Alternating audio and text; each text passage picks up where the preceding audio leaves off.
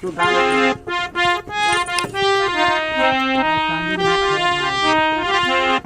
बढ़िया से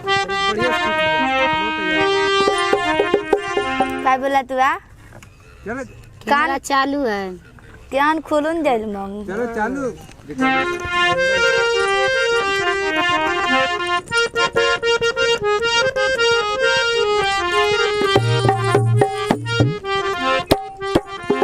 अच्छा है वाला गाना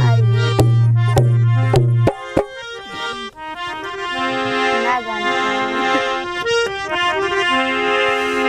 भइल जब से गाना हो गई नी खेलवाना ना सहता रे रोजे रोजे ओढ़ाना बिछाना भइल जब से गाना हो गई नी खेलवाना ना सहता रे रोजे रोजे ओढ़ाना बिछाना लाभ वाला तनी को ना घटा तिनके मीटर बा लाभ वाला तनी को ना घटा तिनके मीटर बा आई हो दादा कैसन पियावा के चरित्र बा आई हो दादा कैसन पियावा के चरित्र बा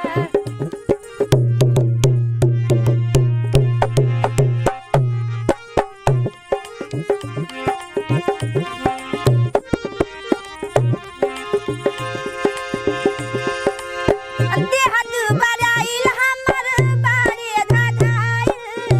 रहता रे एकदम चपकी के आवेले नु कही से ना सही से रहे कोरवा में धरी ले लपकी के उठी सुती हरदम निहारत हमर फिगर बा उठी सुती हरदम निहारत हमर फिगर बा आई हो दादा कैसन पियावा के चरित्र बा आई हो दादा कैसन पियावा के चरित्र बा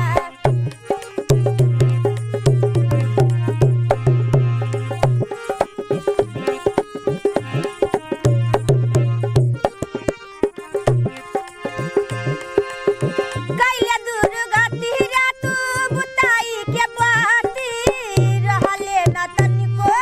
ठाम के बहिनी लाचारी ऐसन पाई के भतार हो रहन ना भावे पवन के नहीं जानी मनवा में काथी इनका भीतर बा नहीं जानी मनवा में काथी इनका भीतर बा आई हो दादा कैसन पियावा के चरित्र बा आई हो दादा कैसन पियावा के चरित्र बा